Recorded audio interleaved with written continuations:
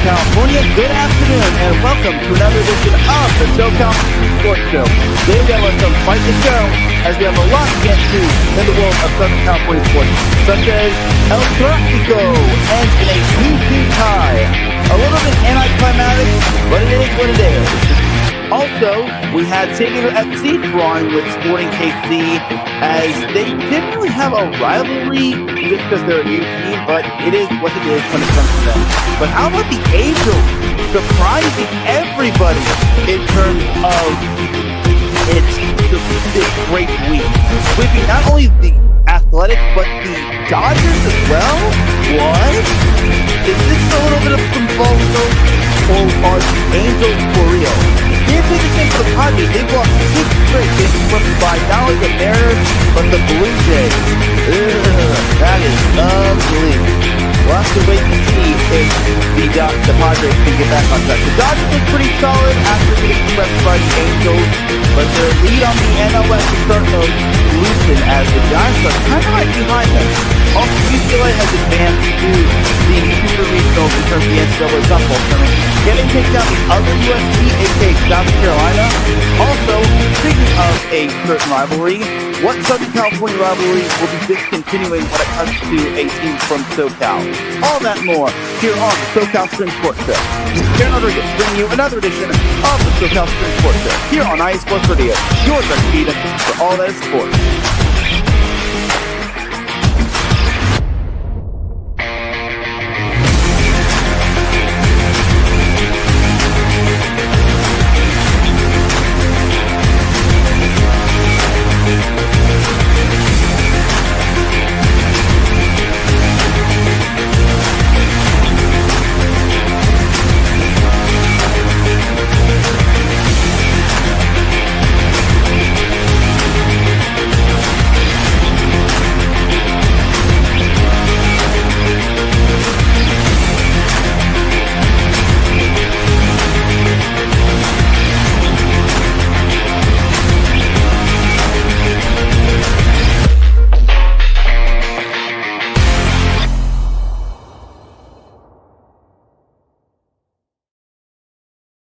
And welcome welcome all to another edition of the SoCal Spring Sports Show. Thank you all for joining me on this beautiful Friday afternoon, Friday evening, Friday morning, Friday wherever you are listening from.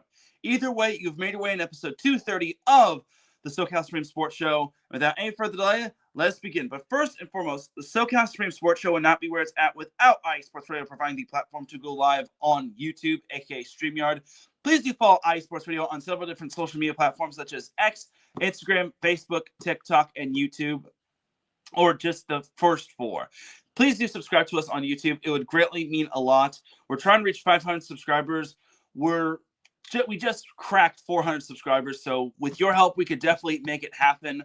Also, check out our website, iesportsradio.com, for all of your latest sports news, our blog, our pages dedicated to each podcast, such as the SoCal Spring Sports Show, our merchandise shop, where you can cop t-shirts, tank tops, hoodies, and so much more. And also check out our blog, as well as one of our own, Ricky K, got to cover an NWSL matchup. It actually did involve a SoCal team, but it was a home game as Gotham FC played San Diego, but more on that later. And also check out our Fans of the Month and so much more. For the last 10 years, IE Sports Radio has been bringing you amazing content ranging from interviewing legendary athletes, coaches, and other authorized media personnel to building tailor-made shows dedicated to all major sports cities around the country. Thank you to everyone for all of your support and for making IE Sports Radio your direct feed for all that sports. A huge shout to our sponsors, Plant Jerky, Premium Brisket Beef Jerky, Seal the Deal, Wax Seals, and Vital Apparel. So without any further delay, let's get on in to what those sponsors are all about. See you on the other side.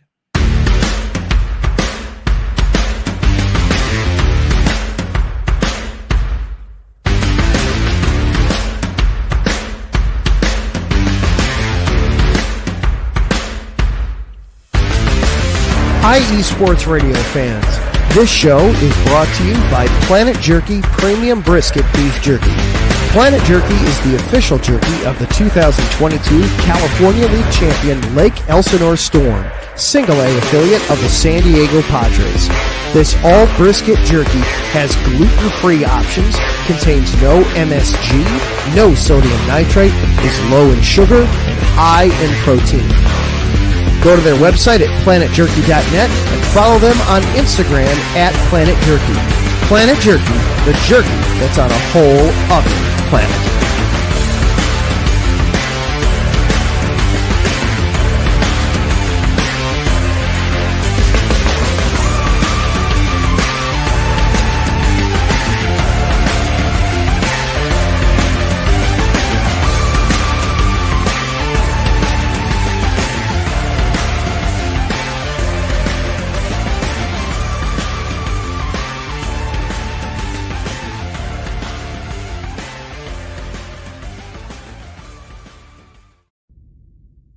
Rise and shine. It's 4 a.m. The stars are still out. The sun is beneath the horizon, but it's time to punch in and go to work. The comfort of your warm-ups turns into the grinding out of your reps as the clinking and the clanking of the plates create a symphony of euphoria. There's no other feeling like it. Earn it, burn it, and take what's yours. IE Sports Radio has proudly partnered with Vital Apparel, a brand that not only fits great, but also promotes and donates to mental health research. Use our code IESR to get 15% off their comfortable and inspiring gym wear and help them on their amazing journey to support mental health. Go hard, take part in your iron therapy, and be strong. Because when your mental health is as strong as you are, there's no telling how far you'll go.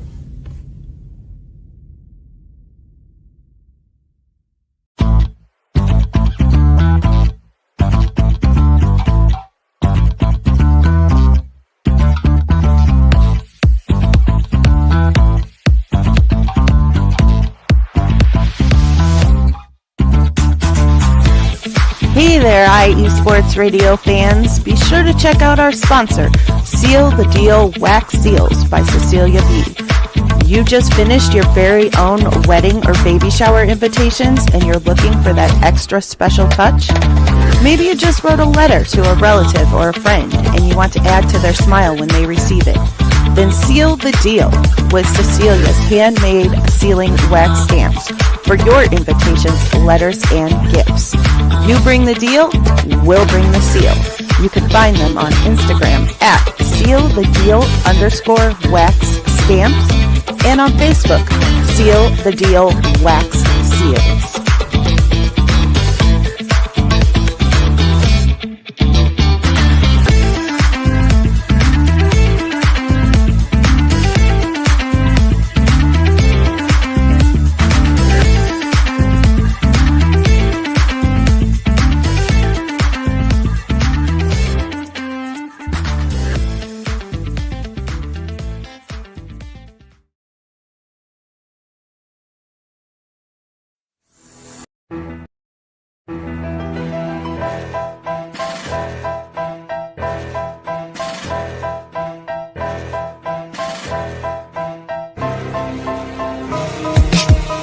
For the last 10 years, IE Sports Radio has been bringing you amazing content ranging from interviewing legendary athletes, coaches, and other authorized media personnel to building tailor-made shows dedicated to all major sports cities around the country.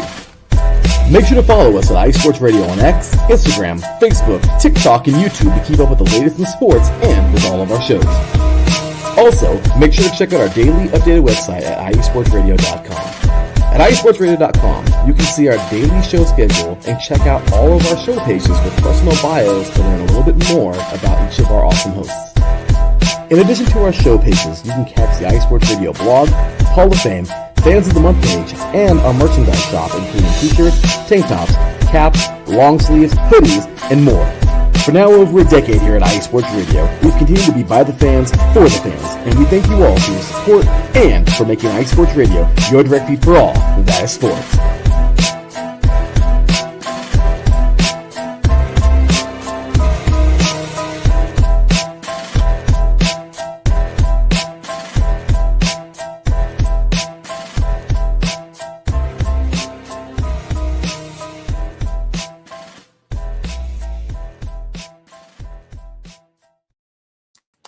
That's right, everybody. Definitely check out all of our amazing sponsors and check out our website.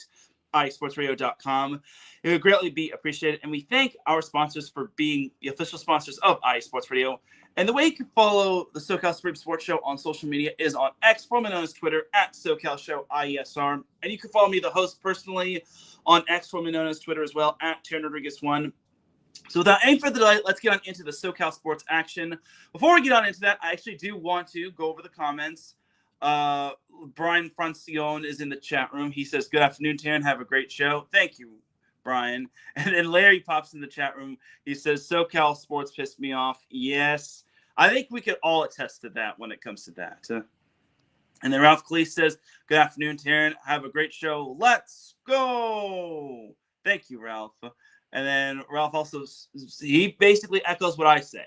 Please hit the thumbs up button for Teran and the SoCal Supreme Sports Show. Yes, thank you, Ralph. Preach. All right.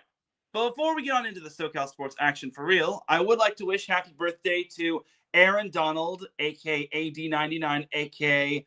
the GOAT, as the Rams social media would call him. And I do have my Aaron Donald Rams jersey on, so I had to rock that today. I actually just realized this like about 5 or 10 minutes before the show went on. I'm like, wait, it's Aaron Donald's birthday, so I had to run upstairs, get my jersey, and I had to rock it. So I'm rocking the AD 99 jersey today. So your boy had to. But unfortunately, there will not be much Rams or Chargers talk. There hasn't been too much talk in terms of those two. So if you're hoping for some Rams and Chargers talk, well, I kind of covered all of that last week. But we shall see.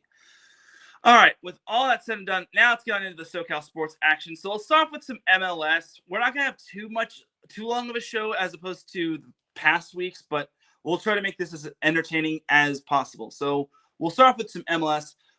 Basically, we had a lot of ties last week. So we had El Tráfico end in a 2-2 tie, and then San Diego and Sporting KC ended in a scoreless draw. So San Diego is new to this whole MLS thing, so they kind of don't have a rival as of right now. I mean, the only close rival that they have is LAFC or the LA Galaxy, but they don't have like a bitter rival that they are like pretty much nitty gritty when it comes to. But it is what it is. That's what you get. That's kind of what happens when you're the new kid on the block, but whatever. All right, so as for the Galaxy, well, they still have yet to win a match. They have gone a whopping 14 matches played, and they still have yet to win a match. I mean, at least they drew. They didn't lose like they did against Philadelphia and they did against New York. Oh, God. Getting blown out and then blowing a 2-0 lead is the worst. So, Galaxy got on the board in El Tráfico in the 6th minute, courtesy of Marco Reus. So Galaxy were looking pretty good to start things off. But then 7 minutes after that, they had LAFC's Dennis Bouanga, or as I call him, Captain Los Angeles, knocking the equalizer to tie things up at 1-1. It was 1-1 at halftime, so everything was looking good for both teams. And then in the 50th minute, Nathan Ordaz was able to score for LAFC, and suddenly LAFC's up 2-1, and they're about to hand another loss to the Galaxy. It was looking pretty bad until Marco Reus, who is the hero of the match for the Galaxy, he was able to knock in a second goal for the Galaxy, and thankfully that salvaged 1 point to the Galaxy as it was a 2-2 tie. So the silver lining for the Galaxy, they didn't lose, but they're still winless. That's still pretty sucky. I'm not gonna lie, that still sucks. But it is what it is, and sometimes that's just. And Jess said it best, and I'm glad she's popped into the chat room. She says, El Tráfico was a great game. I totally agree. It was fantastic. The rivalry never seems to disappoint. When I first watched it on TV, it was just like amazing fandom and whatnot. As long as there's not like people burning jerseys or, going to the bathroom in public, like Jess told me when she was a guest on my show. But yeah, El Tráfico is always funny always fun, always a great rivalry. I mean, I get it. It's between last year's champion and the champion, or last year's MLS Cup champion and the MLS Cup champion from 3 seasons ago. But honestly, It's a very fun rivalry. This should have been the Western Conference final. Unfortunately, Seattle had to go and ruin everything because they're freaking Seattle and they don't want SoCal to be supreme, but I digress. Anyway, so pretty much the time of possession between both teams was fairly balanced. LAFC just barely had a little bit more possession than the Galaxy. Both teams had the same number of shots on goals. Both teams had the same number of saves. LFC had one more yellow card than the Galaxy, so it's always it's a rivalry that's never faint for the heart. So it's never really a rivalry where everyone's buddy. There's going to be some chippiness and chirping and whatnot. So, and then corner kicks were pretty much dead even. LFC had more shot attempts overall, but this pretty much was dead even. Attendance was 23,083. I will one day go to a El Tráfico match. I imagine it's going to be pandemonium when I go there because people were banging the drums, people were waving flags. It's always a fun rivalry, and I so love it. So the Galaxy have another matchup against a SoCal team. They actually play San Diego FC this Saturday in San Diego, which was the first opponent for the Galaxy this season. So Galaxy will look to try to finally break through and get their first MLS win. I mean, we need to get some sort of win for the Galaxy. Like, I hope it's not. I mean, personally, I kind of hope it's not against San Diego, just because San Diego has been on a tear. But at the same time, the Galaxy just need a win ASAP. They just need something. This is becoming sad by the week, and it gets even worse and worse. It's worse. It's like the same song that gets repeated over and over, and it's just And Jess also puts in the comment section, the LA rivalry is intense. Oh yeah. I love it. I really love it. And I hope it continues to grow, and hopefully BMO or Dignity Health Sports Park can have like a full, I could be in attendance for a full sold out crowd. Anyway, but as for San Diego, they had their matchup against Sporting KC this past Saturday against Sporting KC. And unfortunately, both teams played to a scoreless draw. So it was a goalie fest right there. If you're a fan of goalies, then this was your match. Both goalies really were on their A game. Even though Sporting KC's goalie was a lot more busy, Sporting KC only had one shot on goal, and thankfully for San Diego FC's goalie, he was able to save that. Whereas Sporting KC had 3 saves, and San Diego's had 5 shots on goal. At least San Diego didn't lose. Had they lost, even though Sporting KC would have taken 1 shot on goal, that would have been embarrassing. Even more embarrassing than the Galaxy losing to Sporting KC after not having a shot on goal. But I digress. So time of possession was fairly dominated by San Diego. This kind of reminds me of the Galaxy match, except Galaxy didn't lose to Sporting KC. San Diego had their opportunities. Unfortunately, it was just to no avail. Corner kicks were dominated by San Diego. They had 8 to Sporting KC's 2. Shot attempts were San Diego with 10. Sporting KC only had 2. Shots on goal were 5-1 in favor of San Diego, but it was just to no avail. But at least San Diego did not lose. That's the silver lining when it comes to this. San Diego didn't lose, and they are still top 3 in the Western Conference. They just now saw Minnesota swoop under them and just take the number 2 spot. But there's still some time left for San Diego to lock up a playoff spot. Like, playoffs aren't not for a hot minute. So like I mentioned, San Diego is back in action this Saturday when they host the LA Galaxy. I forgot to mention LAFC. LAFC is actually back in action tomorrow when they head down to Montreal to take on CF Montreal, if that's the correct vernacular. But regardless, they're on the road. They're playing, CF Montreal. I am proud of myself for getting that vernacular correct. So LAFC is actually on a unbeaten streak, which I think is pretty cool. They haven't lost a match for 7 straight matches, which I think is pretty nice if you ask me. Now, CF Montreal is not a good team. They are just as bad as the Galaxy, but not as bad as the Galaxy. They were a part of the no-win club in the MLS until NYCFC kind of decided to play donation or charity work to CF Montreal. But LAFC should be able to win. I would be surprised. It would be a shocker if they lose to CF Montreal. Like, there's no excuses. There is no excuses whatsoever. I'd be stunned for that. And LAFC today has today to train. They're already in Montreal. Okay, perfect. Then that gives them no excuse. They're now inclined to what's it like being in Montreal. I can't imagine it's going to be too nippy. I've never been to Montreal, but I imagine they're going to be adapting to the road environment when it comes to Montreal, and they should be able to pull out a win. If not, I will not be pleased, to say the least. But I'm 100% confident in LAFC. They will win on the road, and they will prove to everyone that they are one of the alpha males in the MLS. And then, like I mentioned, Galaxy have San Diego still in search for their first MLS win, so we shall see. The Jess provides an update. She says they're worried about the rain, she thinks. We'll see what the weather holds for them. Yes, you never know when it comes to summer weather. I mean, some states, some different areas are like different. Like, it's not like Southern California where it's close to summer, starts to get really hot.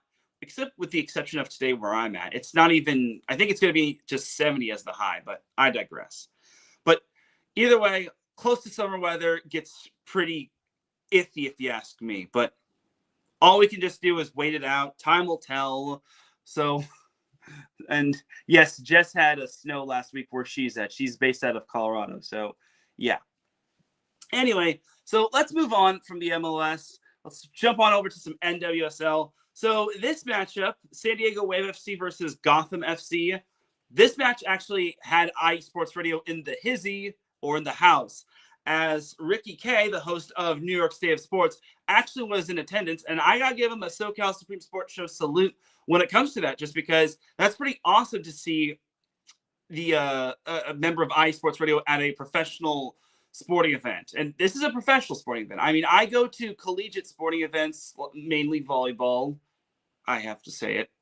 But to see a member at an IE Sport, okay, I don't know if he was. No, he was in attendance. I know he was at the press conference, and he asked such a great question, which I think is pretty dynamite if you ask me. But I was really happy to see him in the house for Gotham FC taking on San Diego Wave FC. But unfortunately, the inner fan in him was probably not pleased with San Diego beating Gotham 1-0. So San Diego has kind of been on a nice little unbeaten streak as of late, following that nasty loss to the KC Current. They've looked, it was to KC. Yeah, they haven't lost ever since they lost to the Kansas City Current when they lost at home. But I ain't gonna complain. It's a 5-match unbeaten streak. So back to the match at hand between Gotham FC and San Diego Wave FC. So the only score that happened was in the 30th minute, courtesy of Kimi Ascanio, where she booted in the lone goal of the match in the 30th minute to give San Diego the 1-0 lead. And eventually that was basically it in terms of the scoring. Time of possession was dominated in terms of San Diego. They had almost 62% compared to Gotham's little over 38%. Both teams did have the same number of shots on goal, and it got a little chippy when it came to San Diego. They did have 2 yellow cards. Gotham only had 1. And San Diego Wave FC's goalie was stout. She had 2 saves, where Gotham's only had 1. So the win is so big for San Diego just because that keeps them in second place in the NWSL standings, which is real nice because, like I mentioned last week, a 1 loss could have dropped them from second place all the way down to maybe 6th place or so. But thankfully for San Diego, they were able to pull off the win, and they still rest behind the KC Current in second place in the NWSL standings. So San Diego is back in action Sunday when they host the North Carolina Courage, which North Carolina's kind of a little bit under the halfway mark of the NWSL standing. So I'm hoping San Diego can pull off the win. Nothing is guaranteed when it comes to the NWSL, but San Diego has been playing great ball as of late. They haven't lost a match in over 5 matches, which I think is nice. And I hope that they're able to continue this great good fortune. So good stuff for San Diego Wave FC. Unfortunately, it was not great stuff for Angel City FC, as you just had to lose to the NorCal team, didn't you, Angel City? You just had to. You had to. Why did you have to lose? As Angel City lost to Bay FC 2-0. You know how I feel when it comes to the NorCal teams beating the SoCal teams. I don't like it. Anyway, so Bay FC got the scoring started courtesy of Penelope Hawking in the 23rd minute. And then on a penalty kick 5 minutes after, Caroline Conti scored. So suddenly Bay FC was up 2-0, and Angel City was just scrambling like a chicken with its head cut off. Unfortunately, Angel City just could not get that. They couldn't get it 1 goal, which is sucky. Even though Bay FC was just really chippy. Like, man, they had 4 yellow cards. This was kind of a chippy matchup. This is starting to become a little bit of the second rivalry for Angel City. Everyone knows Angel City being the rival to San Diego Wave FC, and then vice versa. But Angel City might have developed a second rivalry with Bay FC. I think this is going to start to become a great rivalry, kind of like LAFC and the San Jose Quakes, but I digress. I will give credit to Bay FC's goalie. She was stout, having 4 saves, which was the same number of shots on goal Angel City had, where Angel City's goalie had 2 saves, but just could not allow those 2 goals. Those 2 goals came left and right. So it's unfortunate for Angel City FC, but they got to get up off the mat soon. I'm hoping they're able to just dust themselves off. They're not in a bad position, because currently they are 7th in the NWSL standings, which is pretty solid. I mean, 1 win and they could jump up to perhaps 2nd place with Wave FC. Actually, no, they can't jump up to 2nd place unless they score like 10 goals and then San Diego doesn't score any and they lose, and then the other teams don't even move up. But I digress. So Angel City is back in action tomorrow when they host Racing Louisville FC. I'm hoping for the Angel City's sake that they're able to win that one, just because Racing Louisville FC is not that good. They're not good at all. They should win that one, but you never know. I mean, like I mentioned, the NWSL and the MLS are just unpredictable, and it's nothing. All bets are off when it comes to certain matchups. Like, you can be the best team in the league, and then you can lose to a very iffy team. But that's just the nature of the NWSL, and that's just the beauty of the NWSL. You just never know what'll happen, just because one goal could actually prove to be enough, or 2 goals could be enough for that matter. Kind of like the case of San Diego versus Gotham. But that is pretty much that for the NWSL portion of the show. I think Angel City and San Diego Wave FC are going to have some great matches. I think they can put some wins on the board this weekend. I'm looking forward to it. I definitely think they can do it. I hope for their sake that they won't be able to fall apart at the seams and they don't play down to their competition. But especially since 2nd place all the way down to where Angel City is pretty tight. Heck, even Gotham FC in North Carolina can sneak their way into the top 5 or so. Well, actually, no, not Gotham FC in North Carolina, but they could get closer behind the top 5, but we shall see. But that's going to do it for the NWSL portion of the show. We're going to take ourselves a quick little commercial break. When we come back, we've got some MLB to discuss. We've got some college softball to discuss. And then we've got a little bit of college football to discuss. Keep it locked here. You were listening to the SoCal Supreme Sports Show here on IA Sports Radio, your direct feed for all that sports. We'll be right back after this.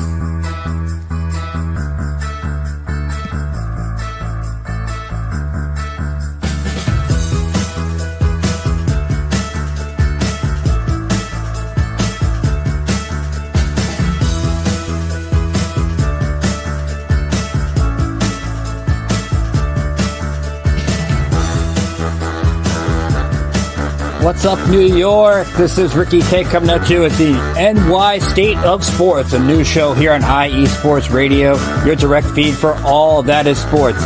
Listen to me every Thursday afternoon as we bring you the latest takes on the Yankees, Mets, Jets, Giants, Knicks, Nets, Rangers, Devils, and Islanders. Plus, you get some college hoops and what's the local sports events going on in the area. It's a state that never sleeps, so why not get the opinions and sports takes that never sleep? Again, every Thursday, 2 p.m. to the NY State of Sports. We'll see you then.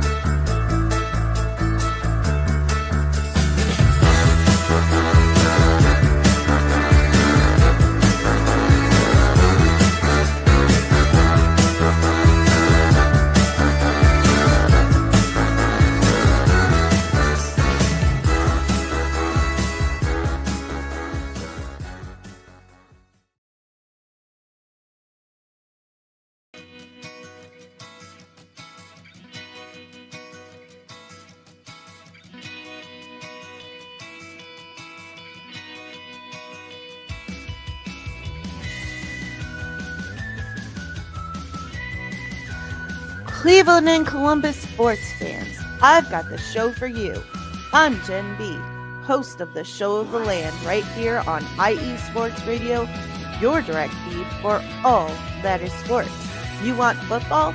I've got the Browns, the Buckeyes, the Eagles, the Purple Raiders, and more for you. You want basketball?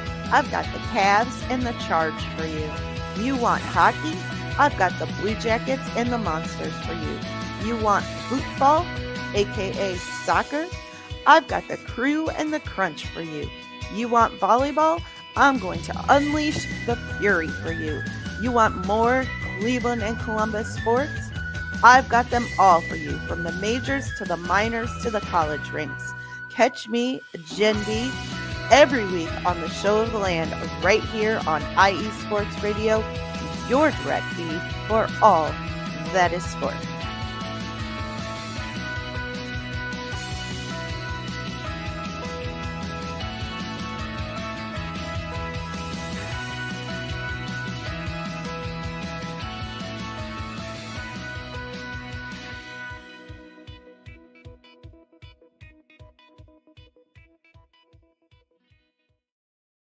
Back with segment number 2 of the SoCal Supreme Sports Show here on IE Sports Radio, your direct feed for all that sports. Definitely check out all of our amazing shows such as New York State of Sports and the Show of the Land.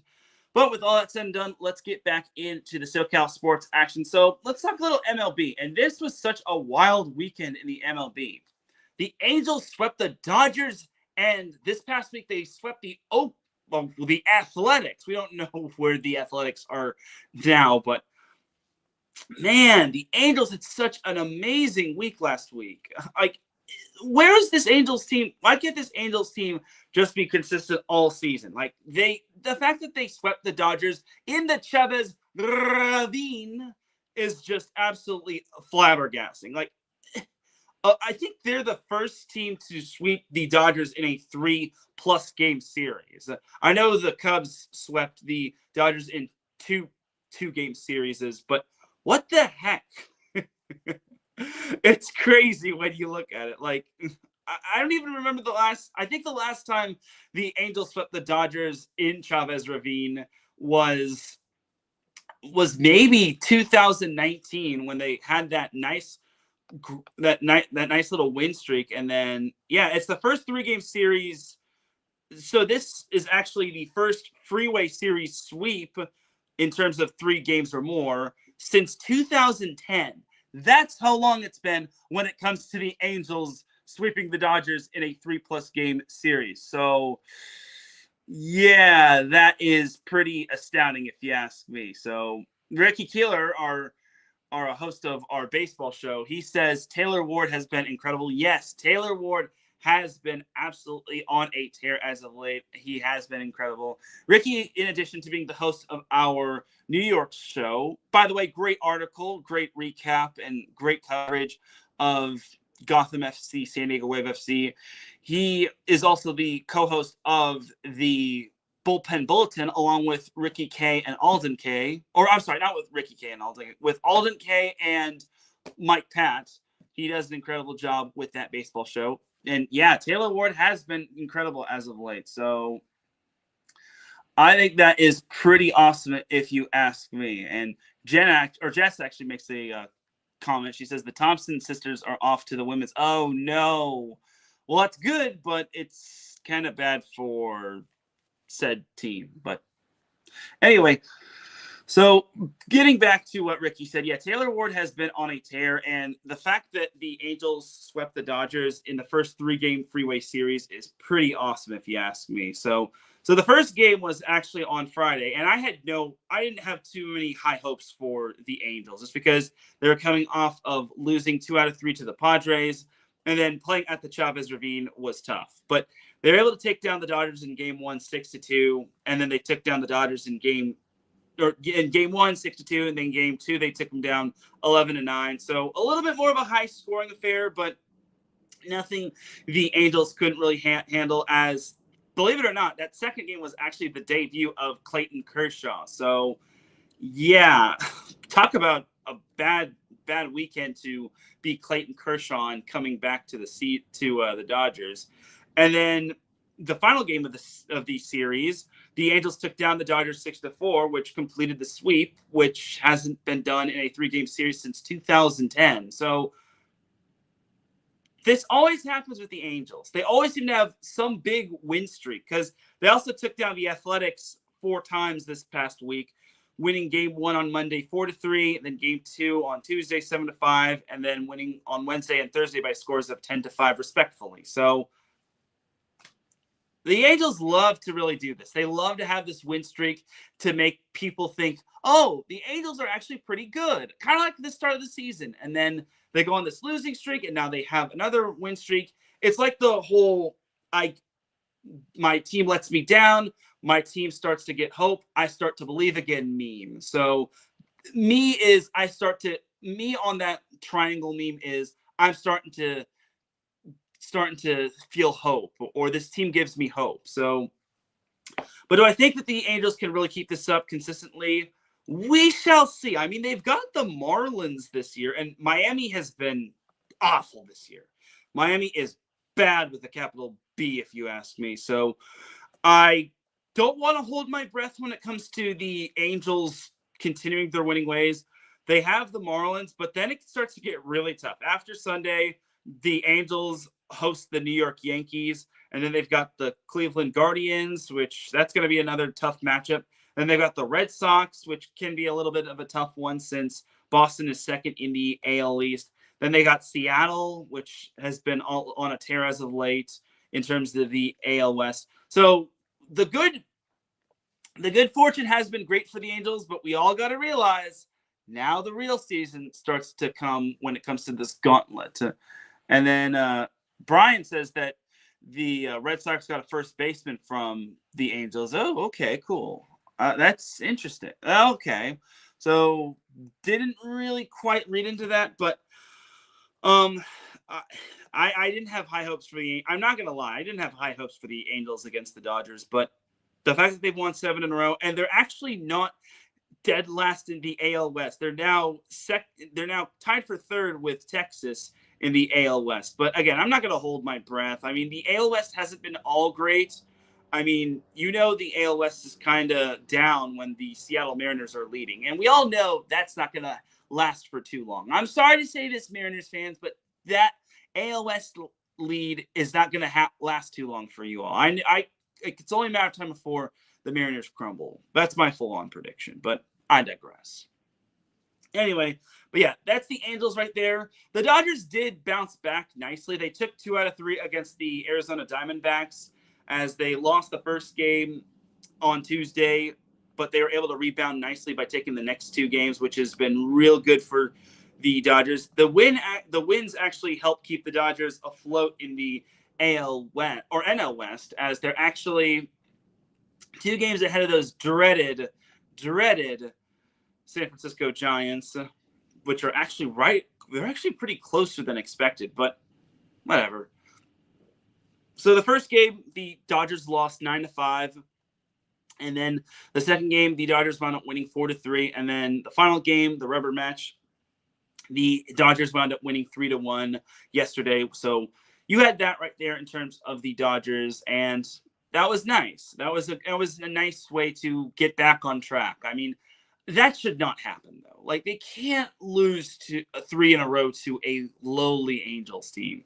I don't care what the Angels had for breakfast. The Dodgers have no excuse. And the fact that they lost at the Chavez Ravine is even more embarrassing. People pay good money and have to battle traffic and have to spend money on Dodger dogs and expensive items to see you guys lose to the Angels? Your little brother? Really? I'm sorry, but that's laughable right there.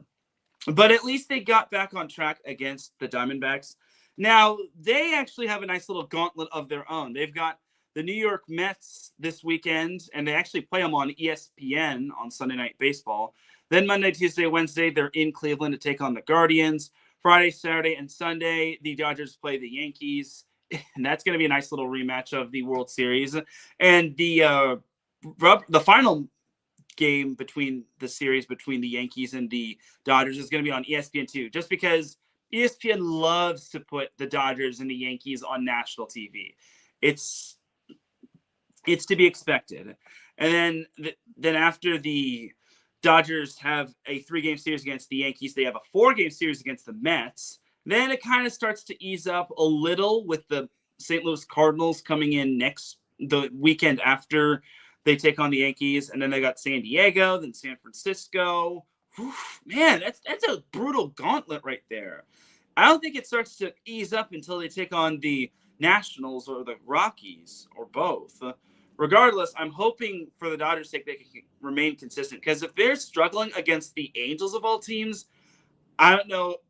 I'm really afraid to see what they can do against the big boy teams like the Mets and the Yankees and so on and so forth. So you have that right there. And again, I actually just saw an article. It says, Are we about to see Mookie Betts become the best player of his generation and overtake? Here's the article. It says Mookie Betts, Mike Trout, and how we determine a generation's best player. That's not what the article read previously. It said that is Mookie Betts about to overtake Mike Trout for the best player of his generation. You're trying to switch the lead on me, and you can't fool this journalist. Anyway, so before I get distracted, let's go on to the Padres. So the Padres, oh boy. We all thought the Dodgers getting swept by the Angels was bad. Try being the Padres. They have lost 6 straight. They got swept by the Blue Jays this past weekend, and they got swept by the Mariners. The Mariners won. I don't know what's going on with the Bats. The Bats, they only scored 1 run in each game against the Mariners. Not good. And then the first 2 games against Toronto, they didn't even score 1 run. So the Padres were just looking, the Bats just need to be woken up. Thankfully, the Bats did get woken up, but unfortunately, the Padres decided to lose in extra innings to the Blue Jays. So now the Padres have lost 6 straight games, and they're now behind the San Francisco Giants in the NL West standing. So that's not the Padres I was coming to hope to see. Now that's not the Padres we all know and love. This is not the Padres team that was doing so great to start the season that even I was hailing as a possible World Series contender. But for the Padres, still a little ways to go. And tonight they kind of have a little bit of a tough matchup as they're on the road against Atlanta from Friday through Sunday. And then Monday kind of gets a little bit easier as they take on the Marlins. And then next weekend, they're home against the Pirates, which they have an interim GM, an interim manager. So hopefully for the Padres' sake, they can start racking up some wins. And then it starts to get a little bit tougher. They've got a 4-game series against the Giants starting on June 2nd through June 5th. The Brewers can kind of be a little bit tough, but the Brewers, in my opinion, are still trying to get up off the ground. And then, like I mentioned, the Padres have the Dodgers at the Chavez Ravine, or no, not at the Chavez Ravine, at Petco Park on June 9th all the way through the 11th. And then they've got the Diamondbacks after that. And then they've got a 4-game series against the Dodgers at the Chavez Ravine. And then it starts to kind of get easy with the the Royals and the Nationals and maybe the Reds. But all in all, for the Padres, they need to win ASAP. They need to start winning as soon as possible, just because this 6-game losing streak is a little concerning. I get that teams have their ebbs and their flows, but honestly, I just feel that this is not natural for them. Losing 6 games in a row. I get it. Maybe the Mariners, just because they have been having good success in the AL West, but still, it's like it's the Blue Jays. The Blue Jays are not that good, are they? Oh, they kind of are. They're second in the. Never mind, they are second in the AL East. And the Red Sox are third in the AL East. So, other than the Yankees, the AL East looks a bit disorganized. But I digress. Anyway, that's pretty much that for the Padres. I'm hoping all these teams start to get back on the winning track, hopefully before they start playing one another, because we want to see some wins in SoCal. I mean, especially for the Padres' sake. They can't afford to fall further back, just because the Giants, even though they're our NorCal rivals, they have a decent team. But they're not as good as the Dodgers. The Dodgers will handle them, I hope. Anyway, that'll do it for the MLB portion of the show. So let's actually talk a little bit of some NCAA softball. So the UCLA Bruins, those gutty little Bruins, have advanced to the Super Regionals as they made it out of their regional. They actually needed to take down UC Santa Barbara to make it out. So their regional consisted of San Diego State, UC Santa Barbara, and Arizona State. This is kind of the reason why I don't like some of these regionals in softball and baseball, because they put all of the SoCal teams together. So you've got the Big West team, you've got the Mountain West team, and then you've got the Big Ten team, being UCLA, who is in as an at-large, which really sucks just because one of those teams has to be eliminated. We can't get an all SoCal College World Series, which sucks, but it is what it is, and that's the good news for UCLA. They advanced to the Super Regionals. The bad news is they lost in handily fashion. They lost 9-2 today, which this game actually started at 10 a.m. Pacific time, and UCLA is the 9 seed, where South Carolina is the 8 seed. So South Carolina kind of gets a little bit of some home field advantage. And again, this is courtesy of Larry B. He said that this is UCLA's first time outside of the top 8 in terms of the NCAA softball tournament since I think 2014, if not 2016. Either way, it's been a long time since we've seen UCLA outside of the top 8 in terms of the NCAA softball tournament. But it is what it is, and tomorrow is basically win or go home, because if UCLA loses, then UCLA is gone. They're done. They're dead. And hopefully, for UCLA's sake, they could find some of that Bruin magic, and they could take down the other USC. Yes, I'm calling South Carolina the other USC, since USC doesn't have a softball team, but I digress in that regard. But other than that, there is no SoCal team remaining in the NCAA softball tournament, so it's just all UCLA or nothing in terms of the NCAA softball tournament. Conference tournaments are happening in NCAA baseball, so we're going to see what happens. The Big West is crawling with lots of good talent, like Cal State Fullerton. I think they're up there. I know UC Irvine is up there. Long Beach State isn't up there. UC Santa Barbara got eliminated by Hawaii. But yeah, the Big West is crawling with really good teams from the baseball side of things. So we're going to see who makes it out of the Big West, because the Big West is always known for having good baseball teams. But we shall see when it comes to the whole tournament being done, because this weekend is actually the first ever Big West baseball tournament, and it had a play-in game, and then it's best 2 out of 3. So if you lose one, or it's double elimination, so you can lose once, but you can't lose twice. So we'll have to wait and see what happens with the other teams like USC and UCLA and San Diego State and CBU and so on and so forth. But as well as the West Coast Conference with like LMU, San Diego, Pepperdine, so on and so forth. But that'll do it for the baseball and softball portion of the show. we'll take ourselves one last commercial break. When we come back, we've got a little bit of college football to discuss, and then we've got the Dumb of the Week. Keep it locked here. You're listening to the SoCal Supreme Sports Show here on IE Sports Radio, your direct feed for all that sports. We'll be right back after this.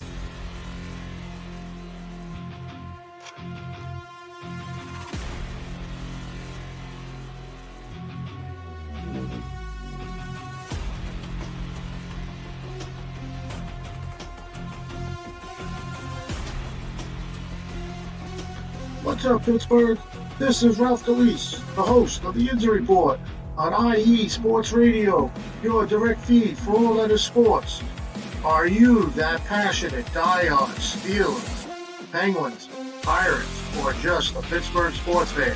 Then please join me on the Injury Report every Tuesday on IE Sports Radio, the direct feed for all that is sports, and I will update you on all that's black and gold, and have you telling your Pittsburgh fans and friends what's up with Pittsburgh sports. Tune in Tuesday with me, Ralph Calise, the Injury Report on IE Sports Radio, your direct feed for all that is sports. Let's go!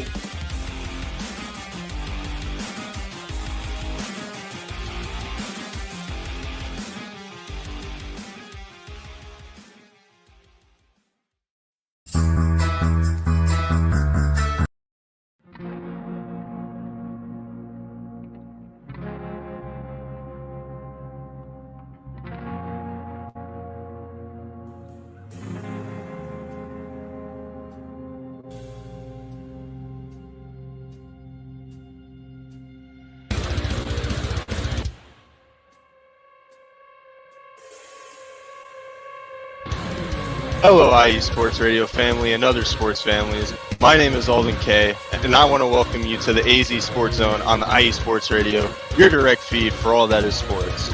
If you're a fan of the Valley and the Grand Canyon State like me, then I've got the show for you. Tune in every week, where I will update you and give you the latest news for the Arizona Cardinals, Phoenix Suns, Arizona Diamondbacks, ASU Sun Devils, U of A Wildcats, GCU Antelope, and of course, the NAU Lumberjacks. Again, if you're a Valley sports fan and like all that is desert sports like me, tune in every week here on the IE Sports Radio, your direct feed for all that is sports. We'll see you then.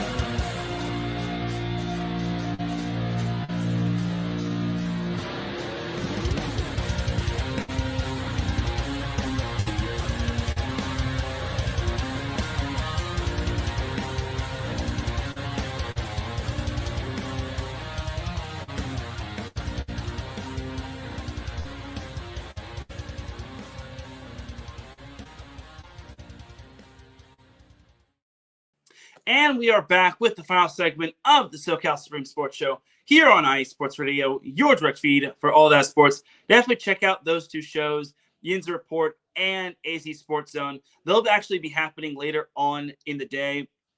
But now let's close out the show by talking some college football. So this news actually came about this week. So this is unfortunate news, and I could not be more concerned about this. USC Notre Dame might not be having its rivalry game this season. And to actually get into the spirit of this, I had to put on some USC gear. I know I had to take off the Aaron Donald jersey, but I got to rep that USC gear. But yeah, this USC Notre Dame rivalry might be put on hold. So I don't know what to really say about this when it comes to this, but I'm rather concerned. I mean, the way that USC has been playing as of late, I don't think they should be having the rivalry against Notre Dame, because Notre Dame has been all over them. As we've been seeing articles saying the USC Notre Dame rivalry must continue. And apparently that it's supposed to be played this year at the Coliseum, but I'm hearing that they might not be able to play it this year just because they haven't been able to find a good time or day at the Coliseum or something. So it's a historic rivalry. At least they're not getting rid of the UCLA rivalry, but Yeah, it says the contract between USC and Notre Dame set to expire, and one of college football's most storied rivalries in serious danger of ending, officials at USC extended an offer to Notre Dame earlier this month in hopes of continuing the historic series for at least one more season through the fall of 2016, or not 2016, 2026. So. Yeah, it would be a bad decision. I'm certain they're going to keep the rivalry going because they got to have it this year because I saw there's still tickets on sale. So that would be a bummer, but at the same time, it's like the Stanford rivalry with USC didn't last because of the whole Pac-12 splitting up and whatnot. So just being demolished altogether. So hopefully for USC and Notre Dame's sake, they can patch together this rivalry again, even if it means USC getting blown out. But at the very least, we got to see this rivalry continue to happen. So, and continuing on with this article, it says the future of the rivalry beyond that, in the eyes of USC leaders, hinges in large part of what happens with the format of the college football playoff, namely the number of automatic qualifiers guaranteed to the Big Ten in future playoff fields. And until those questions are answered, USC leaders agree the best course forward for its century-old rivalry with Notre Dame would be to continue their arrangement one season at a time. Anything else would be, quote-unquote, a strategically bad decision, a USC source said. That timeline is where the two rivals find themselves at an impasse.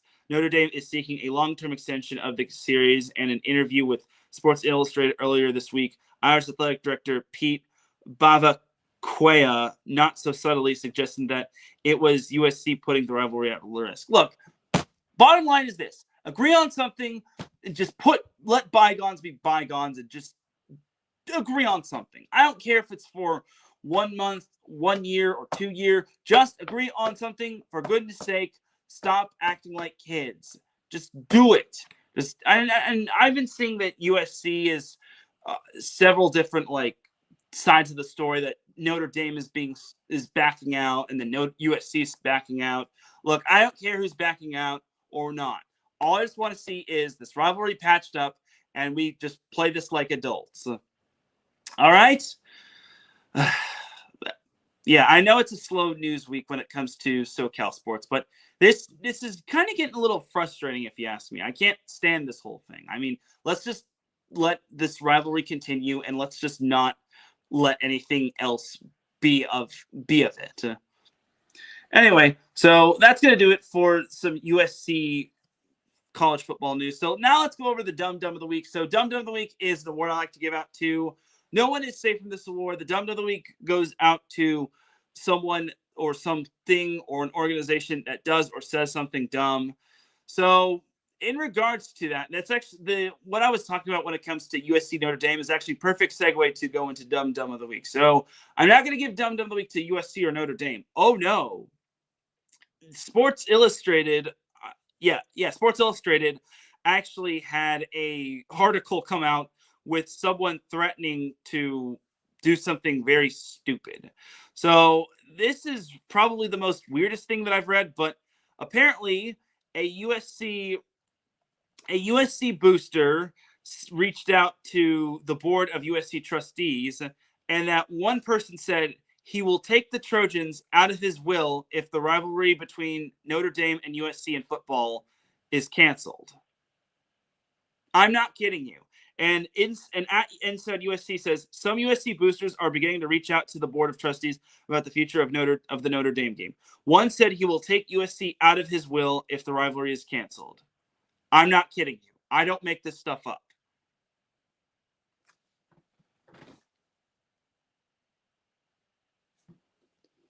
First and foremost, this guy better be super stinking rich.